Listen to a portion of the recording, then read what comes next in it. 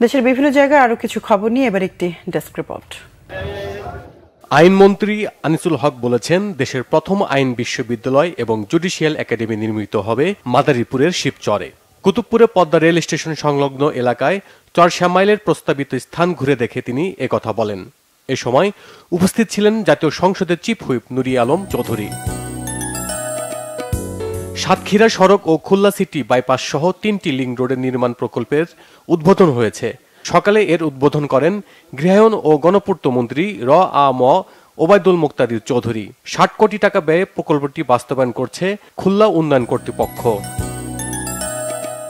বরেন্দ্র এলাকায় খরা মোকাবেলায় ভূ উপরিস্থ পানি সংরক্ষণ বিষয়ক কর্মশালা হয়েছে নওগাঁয়। সকালে জেলা প্রশাসক সম্মেলন কক্ষে এতে উপস্থিত ছিলেন খাদ্যমন্ত্রী সাধন চন্দ্র Majumdar.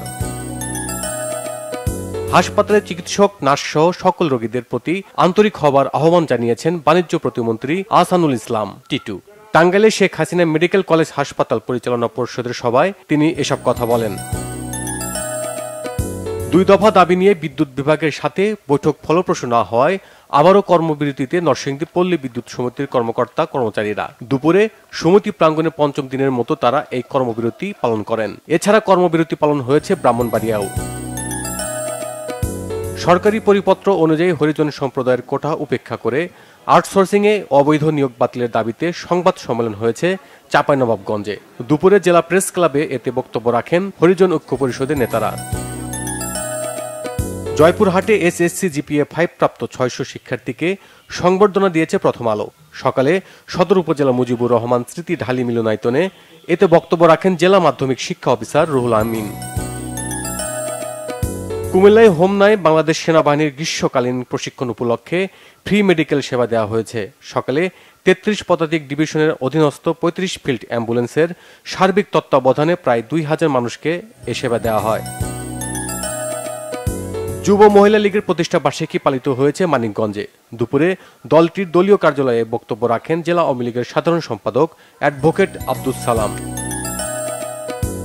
Rangpur Mount Pacific hospital ও ঢাকা এভার কেয়ার হাসপাতালের মধ্যে চুক্তি স্বাক্ষরিত হয়েছে। খোলা হয়েছে নতুন তথ্য কেন্দ্র। আধুনিক ও মানসম্মত চিকিৎসা সেবা নিশ্চিতে সকালে এ চুক্তি স্বাক্ষরিত হয়। বান্দরবানে ভারী বর্ষণে ক্ষতিগ্রস্ত পরিবারের মাঝে ত্রাণ সহায়তা দিয়েছে বান্দরবান সেনা জোন। সকালে জোন সদর প্রশিক্ষণ মাঠে এতে উপস্থিত ছিলেন সেনা জোনের zone commander lieutenant colonel SM Mahmudul Hasan. জলবায়ু পরিবর্তন মোকাবেলায় ইউথ অ্যাডাপ্টেশন ফোরাম নামক একটি সংগঠন যাত্রা শুরু করেছে সাতক্ষীরায়। সকালে শহরের একটি হোটেলে কনফারেন্স হলে এতে উপস্থিত ছিলেন নারী আসনের সংসদ সদস্য Laila Parvin Sejuti. Bangla vision news desk.